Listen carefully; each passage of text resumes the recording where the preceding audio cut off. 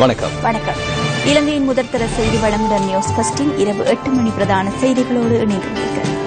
சர்வதேசம் முழுவதும் சக்தி டிவி குளோபலூடாக இணைந்து கொண்டிருக்கும் உங்கள் அனைவரையும் இலங்கையின் முதற்தர செய்தி வழங்குனர் நியூஸ் ஃபர்ஸ்டின் பிரதான செய்திகள் வாயிலாக சந்திப்பதில் மிகுந்த மகிழ்ச்சி.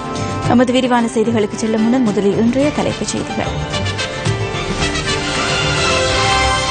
நிறைவேற்று அதிகார ஜனாதிபதி முறை மற்றும் தேர்தல் திருத்தம் தொடர்பிலான அமைச்சரவை பத்திரம் நாளை ஜனாதிபதியினால் சமர்ப்பிப்பு.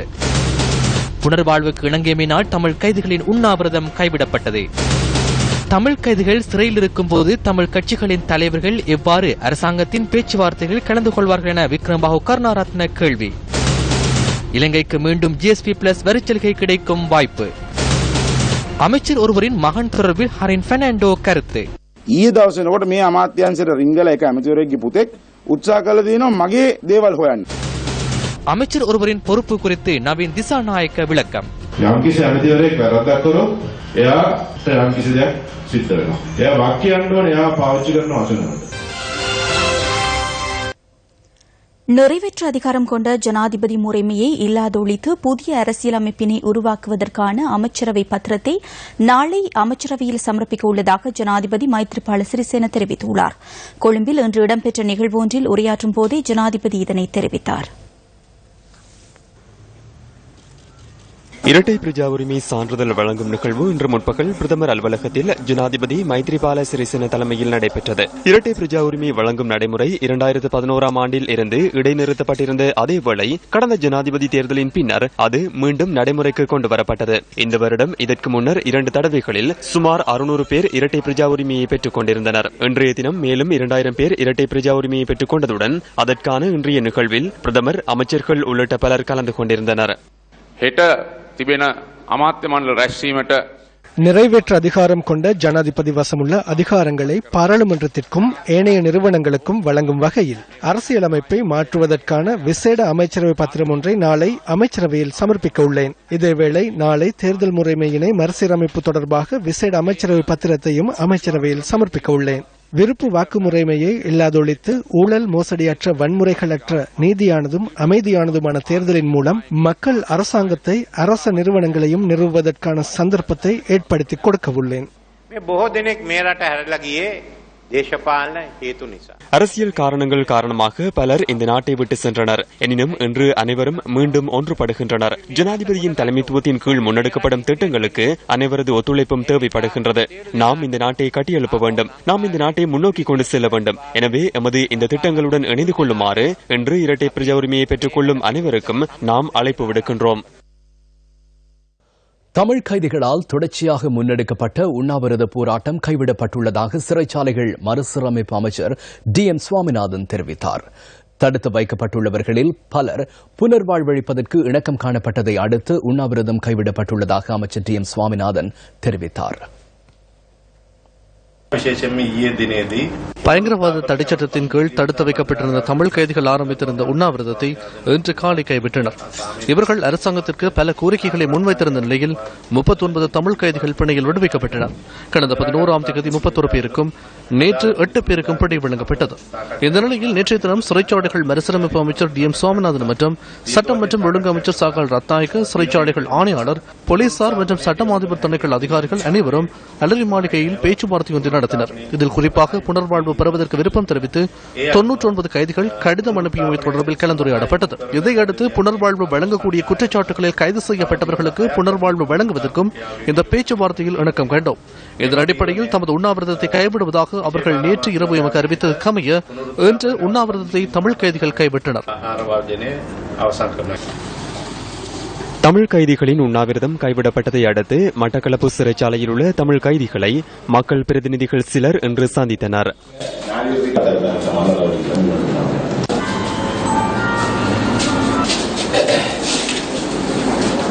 இன்னும் 10 நாட்களுக்குள் இந்த சிறை கைதிகள் உள்ள பெரும்பான்மையானவர்கள் முதல் கட்டமாக புனர்வாழ்வுக்கு போவதற்காக சம்மதம் தெரிவித்த அடிப்படையில் அனுப்பப்படுவார்கள் எதிர்பார்க்கப்படுகிறது.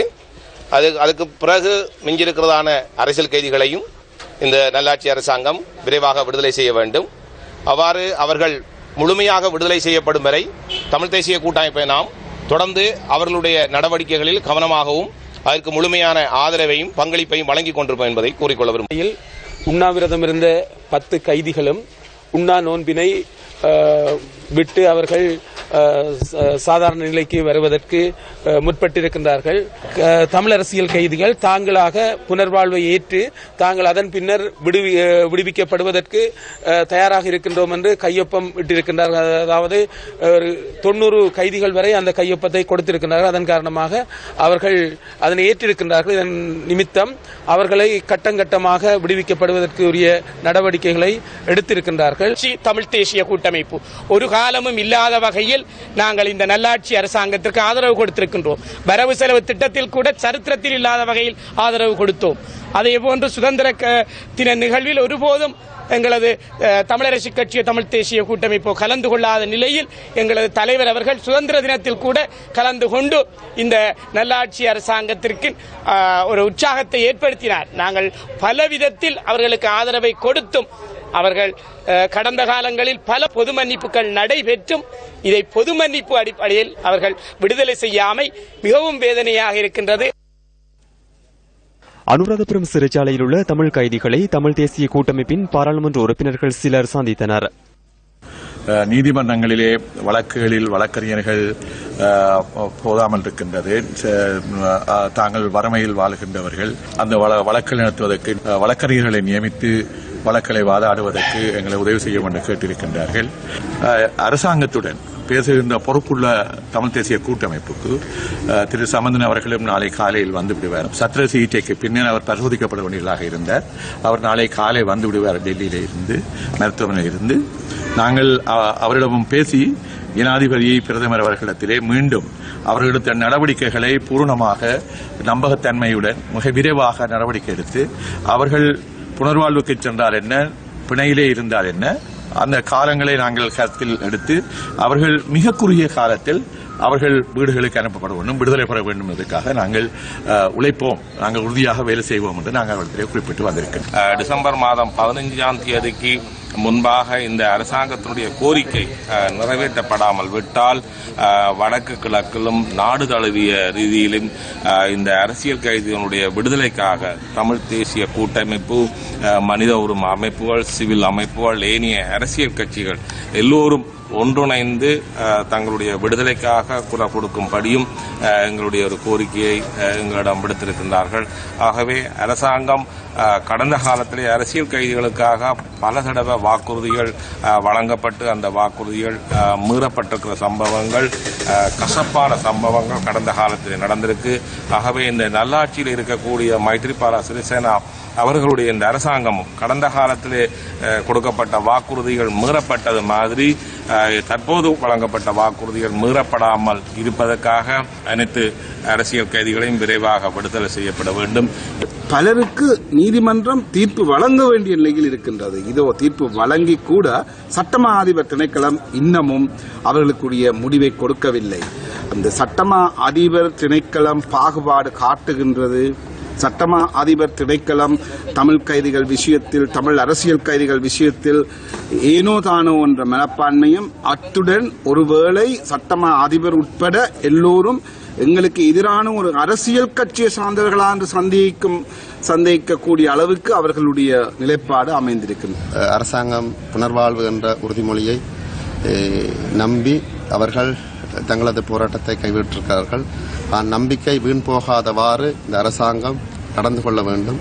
அவர்களுக்கு மிக குறுகிய கால எல்லையில், மிக குறுகிய காலத்தின் அடிப்படையில் புனர்வாழ்வு அளிக்கப்பட்டு சகல அரசியல் கைதிகளும் விடுதலை செய்யப்பட வேண்டும். அதே நேரத்தில் தீர்ப்பு வழங்கியவர்களுக்கும் இந்த அரசாங்கம், ஜனாதிபதி கவனத்தில் கொண்டு அவர்களையும் விடுதலை செய்வதற்கு இந்த அரசாங்கம் நடவடிக்கை எடுக்க வேண்டும்.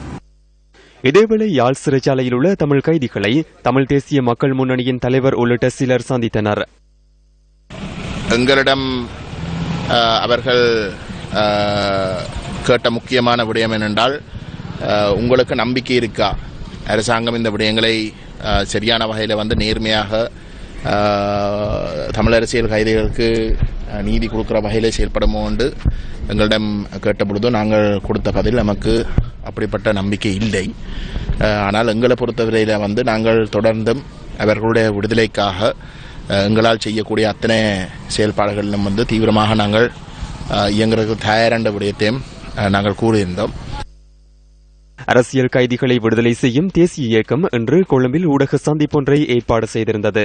புனர்வாழ்வு பிணை என்பதெல்லாம் அரசியல் கைதிகளுடைய பிரச்சினைக்கான தீர்வாக அமையாது. தமிழ் மக்களுடைய அரசியல் பிரச்சினைக்கான தீர்வாகவும் அது அமையாது. புனர்வாழ்வு என்பதும் பிணை என்பதும் மீண்டுமாக இந்த அனைத்து தமிழ் அரசியல் கைதிகளையும் தங்களுடைய கட்டுப்பாட்டுக்குள் வைத்திருக்கின்ற ஒரு செயலாகும். இவர்களுக்கு பின்னால் புலனாய்வு துறையினரும் அதே போன்று இவர்களுக்கு பின்னால் சிஐடியினரும் தொடர்ந்து பயணிக்கப் போகின்றார்கள். இத்தகைய விடுதலையை நாங்கள் எதிர்பார்க்கவும் இல்லை, அரசியல் கைதிகள் எதிர்பார்க்கவும் இல்லை. அரசியல் கைதிகளுடைய பிரச்சனையை அரசியலாக நீங்கள் பாருங்கள் என்று கூறுகின்றோம். ஆனால் அவர்கள் தங்களுடைய அரசியலாக பார்க்கின்றார்கள். தங்களுக்கு அரசியலிலே பாதிப்பு ஏற்பட்டுவிடும் என்று அவர்கள் பார்க்கின்றார்கள். அவர்கள் இந்த போராட்டத்திற்கு வழிசமைத்து தந்து மிக பாரிய அளவில் உறுதுணை புரிந்த, உதவிகள் புரிந்த, முக்கியமாக ஊடக சாதனங்கள், ஊடகங்கள் இவற்றிற்கு மிகவும் அறிதலுடன் இருப்பதாக அவர் தெரிவிக்கிறார்கள். மிக பிரதானமாக சக்தி, சிரச, எம்டிவி நிறுவனங்கள் மற்றும் வேறு பல டிவி தொலைக்காட்சி நிறுவனங்கள் மற்றும் பத்திரிகைகள், சிங்கள, தமிழ், ஆங்கில பத்திரிகைகள், இவர் எல்லாவற்றிற்கும் அவர்கள் நன்றி தெரிவித்துக் கொள்கிறார்கள். இவருடைய ஒத்துழைப்பு இல்லாமல் இருந்திருந்தால் இந்த போராட்டம் இவ்வளவு தூரம் நின்று பிடித்திருக்காது என்றும் அவர்கள் கருதுகிறார்கள். அத்துடன் பொதுமக்கள் மற்றும் அரசியல் கட்சிகள், அரசியல்வாதிகள் அளித்த உதவிகளுக்கும், மனமாற அவர்கள் செய்த இந்த உதவிகளுக்கும் மிக நன்றிதல் உடையாக இருக்கிறார்கள் என்பதை தெரிவிக்கிறார். தேசிய பிரச்சினைக்கு தீர்வு காண்பதற்கு மீண்டும் அரசியல் கட்சிகளுக்கு பேச்சுவார்த்தைக்கு அழைக்கப்பட்டுள்ளதாக நான் கண்டேன். நான் இந்த வேளையில் அந்த தலைவர்களிடம் ஒரு கேள்வியை கேட்கின்றேன். சிறைச்சாலைகளில் உள்ள அரசியல் கைதிகளின் பிரச்சினைகளை அவ்வாறே வைத்துக் கொண்டா அந்த பேச்சுவார்த்தைக்கு செல்ல போகின்றீர்கள் என தமிழ் தேசிய கூட்டமைப்பு உள்ளிட்ட தமிழ் கட்சிகளின் தலைவர்களிடம் கேட்க விரும்புகின்றேன். அந்த பேச்சுவார்த்தையில் என்ன செய்ய போகின்றீர்கள்? இளைஞர்கள் சிறையில் இருக்கும் போது உங்களுக்கு பேச்சுவார்த்தை நடத்த உரிமை இல்லை. அரசியல் கைதிகளை விடுதலை செய்யும் தேசிய இயக்கம் கொழும்பில் இன்று நடத்திய ஊடக சந்திப்பில் சிறைச்சாலையில் உள்ள தமிழ் கைதிகளின் ஊடக அறிக்கையொன்று வெளியிடப்பட்டது. தமது விடுதலை தொடர்பான செயற்திட்டம் சரியான முறையில் முன்னெடுக்கப்படாத பட்சத்தில் சாத்வீகமான போராட்டம் ஒன்றை முன்னெடுக்க நேரிடும் என தமிழ் கைதிகள் சுட்டிக்காட்டியுள்ளனர்.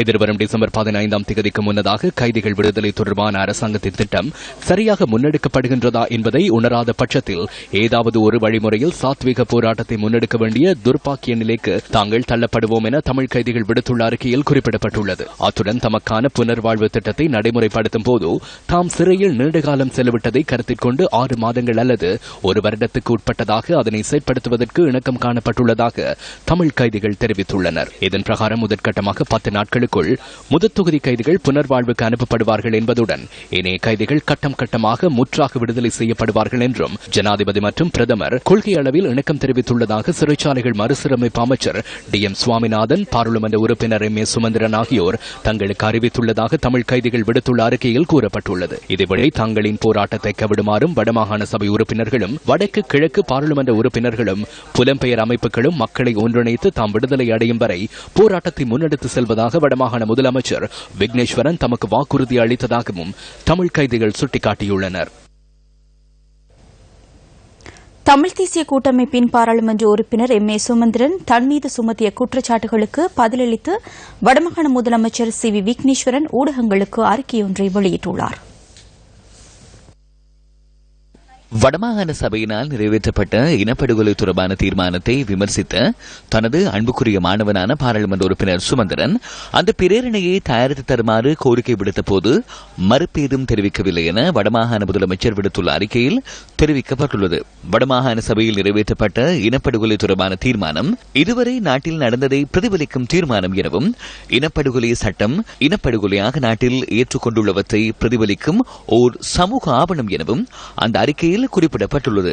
இனப்படுகொலை தொடர்பான வடமாகாண சபையின் தீர்மானம் பிரதமர் ரணில் விக்ரமசிங்க மற்றும் அவருடன் நெருங்கிய உறவினை வைத்திருப்பவர்களுக்கு கோபத்தை தருவதாக இருந்தாலும் அந்த தீர்மானத்தின் உள்ளடக்கங்கள் வடமாகாண சபை உறுப்பினர்களின் ஏகோபித்த கருத்தை வெளிக்காட்டி நிற்பதாகவும் சி.வி. விக்னேஸ்வரன் தனது அறிக்கையில் குறிப்பிட்டுள்ளார். கட்சியை தம்மை அரசியலுக்கு அழைத்து வந்து வடமாகாண சபையை நிர்வகிக்கின்ற பொறுப்பை கொடுத்ததாக கூறியுள்ள வடமாகாண சபை முதலமைச்சர் சுமந்திரன் கூறுவதை போன்று அவரது கட்சி தன்னை கூப்பிட்டு நாங்கள் இந்த பதவியை தருகிறோம், கட்சிக்கு விசுவாசமாக நடக்க வேண்டும் என நிபந்தனையுடன் தனக்கு பதவி வழங்கப்படவில்லை எனவும் அவரது அறிக்கையில் தெரிவித்துள்ளார். ஏதேனும் ஒரு கட்சியின் நடைமுறை உறுப்பினராக இருந்தாலேயே கட்சி தன்னை கட்டுப்படுத்தலாம் எனவும் பெருவாரியாக வாக்களித்த வடமாகாண மக்களே தனது கட்சி எனவும் அவர்களது நன்மையே தனது குறிக்கோள் என்றும் அவர் குறிப்பிட்டுள்ளார். கட்சி பதவியை கொடுத்தது என்பதை பார்க்கிலும் மக்களே அந்த பொறுப்பை ஒப்படைத்தார்கள் என தெரிவிக்கும் சி.வி. விக்னேஸ்வரன் தான் கேட்டு கட்சி பதவி வழங்குவதையும் கட்சி கேட்டு தான் மக்களிடம் வாக்கு பெற்று பதவி பெறுவதையும் ஒன்றாக கருத முடியாது எனவும் குறிப்பிட்டுள்ளார். பாராளுமன்ற தேர்தலுக்கு பணம் திரட்ட வேண்டுமாயின் அதனை செலவழிக்கப் போகும் பாராளுமன்ற உறுப்பினர்களே கனடிய மக்களிடம் கேட்டு பெற வேண்டுமே ஒழிய வடமாகாண சபையை சேர்ந்த தான் அதனை கேட்டு பெறுவது எங்கனம் எனவும் வடமாகாண முதலமைச்சர் கேள்வி எழுப்பியுள்ளார். பணத்தை செலவு செய்பவர்கள், கணக்கு காட்டுபவர்கள், நாட்டிற்கு எடுத்து வருபவர்கள் எனும் சாரர் ஒரு புறம் இருக்க தன்னை கனடா செல்ல வைப்பதில் சுமந்திரன் ஊக்கம் காட்டியது எதற்காக எனவும் சி.வி. விக்னேஸ்வரன் கேள்வி எழுப்பியுள்ளார். 5 அல்லது 4 கட்சிகள் சேர்ந்திருந்த தமிழ் தேசிய கூட்டமைப்பின் அபிமானிகள் தமிழ் போட்டியிட்டுக் கொண்ட தேர்தலில் இன்னாருக்கு வாக்களியுங்கள் என்று பாரபட்சம் காட்டுவது எவ்வாறு எனவும் மீண்டும் சி.வி. விக்னேஸ்வரன் கேள்வி எழுப்பியுள்ளார். ஜனாதிபதி தேர்தலுக்கு மறுநாள் மலிக் சமரவிக்ரமவினது வீட்டில் பிரதமர் ரணில் விக்ரமசிங்கவை தானும் தற்போதைய எதிர்க்கட்சித் தலைவர் ஆர். சம்பந்தனும் பாராளுமன்ற உறுப்பினர் சுமந்திரனும் சந்தித்ததாக தனது அறிக்கையில் வடமாகாண முதலமைச்சர் குறிப்பிட்டுள்ளார். இந்த சந்திப்பின் போது வடக்கில் உள்ள ராணுவத்தினர் வரையும் தான் அகற்றப் போவதில்லை என்பதை மகாநாயக்க தேரருக்கு கூறப்போவதாக பிரதமர் தன்னை பார்த்து கூறியதாக குறிப்பிட்டுள்ள சி.வி. விக்னேஸ்வரன் தமிழர்களுக்கு ஒருமுகத்தை காட்டி மகாநாயக்க தேரர்களுக்கு மறுமுகத்தை காட்டுவதே பிரதமரது கூற்றின் உள்நோக்கம் எனவும் தெரிவித்துள்ளார். இதனை அடுத்து இந்தியாவில் தொலைக்காட்சி சேவையொன்றின் போது ராணுவம் பற்றி வடமாகாண முதலமைச்சரிடம் கூறினீர்களா என பிரதமரிடம் கேள்வி எழுப்பப்பட்ட போது தன்னை சந்திக்கவும் இல்லை, பேசவும் இல்லை, விக்னேஸ்வரன் ஒரு பொய்யர் என பிரதமர் கூறியமையும் இந்த அறிக்கையில் சுட்டிக்காட்டப்பட்டுள்ளது. இந்த விடயம் தொடர்பில் இரா. சம்பந்தனோ சுமந்திரனோ உண்மை என்ன என்பதை கூற முன்வராமல் பேசா மடந்தைகளாகவே இருந்ததாகவும் சி.வி. விக்னேஸ்வரன் குறிப்பிட்டுள்ளார். கட்சிக்கு சார்பாக நடந்து கொள்ளவில்லை என தன் மீது குற்றம் சுமத்தும் சுமந்திரன் தமது கட்சி உறுப்பினர் என கருதும் தனக்கு சார்பாக ஒரு வார்த்தையேனும் கூறவில்லை எனவும் பணம் சேர்க்கவும் பழி ஏற்கவும் தான் என்ற நிலைப்பாட்டிலேயே இருந்ததாகவும் அந்த அறிக்கையில் தெரிவித்துள்ளார். பாராளுமன்ற தேர்தலுக்கு முன்னர் தமிழ் தேசிய கூட்டமைப்பின் தேர்தல் விஞ்ஞாபனத்தின் வரைவை தனக்கு அனுப்பிய சுமந்திரன் அது தொடர்பில் வடமாகாண அமைச்சரவையுடன் கலந்தாலோசித்துவிட்டு கருத்துக்களை தர வேண்டும் என்ற தனது கோரிக்கையை புறக்கணித்ததாகவும் அந்த அறிக்கையில் குறிப்பிட்டுள்ளார்.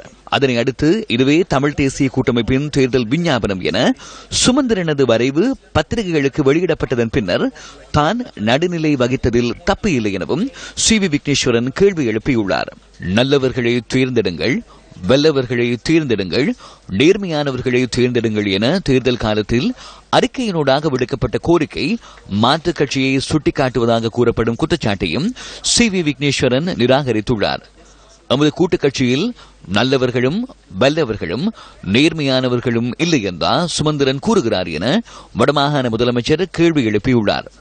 கட்சி என்பது அதன் உறுப்பினர்களின் கருத்தறிந்து நடக்க வேண்டும் எனவும் கட்சியின் தலைமைத்துவம் தான் தோன்றித்தனமாக நடக்க முனைவது கட்சிக்கு பாதிப்பை ஏற்படுத்தும் என சுட்டிக்காட்டியுள்ள சி.வி. விக்னேஸ்வரன் வடமாகாணம் பற்றிய கருத்துக்களை கட்சி வெளியிடுவதற்கு முன்னர் வடமாகாண சபை உறுப்பினர்களுடன் தலைமைத்துவம் கலந்துரையாட வேண்டிய ஓர் கடப்பாடு உள்ளதாகவும் தெரிவித்துள்ளார்.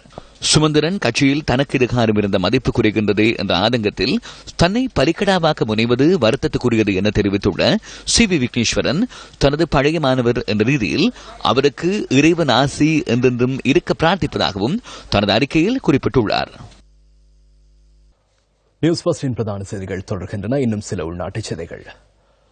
முன்னாள் ஜனாதிபதி மஹிந்த ராஜபக்ச இன்று தங்காலையில் நடைபெற்ற சில நிகழ்வுகளில் கலந்து கொண்டு கருத்து தெரிவித்தார்.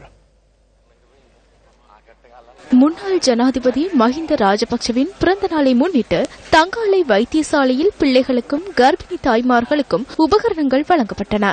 அதன் பின்னர் வெளியத்த ஸ்ரீ சுனந்த விகாரையில் மருத்துவ முகாம் ஒன்றும் கால்டன் இல்லத்தில் ஆசிர்வாத நிகழ்வொன்றும் இடம்பெற்றது.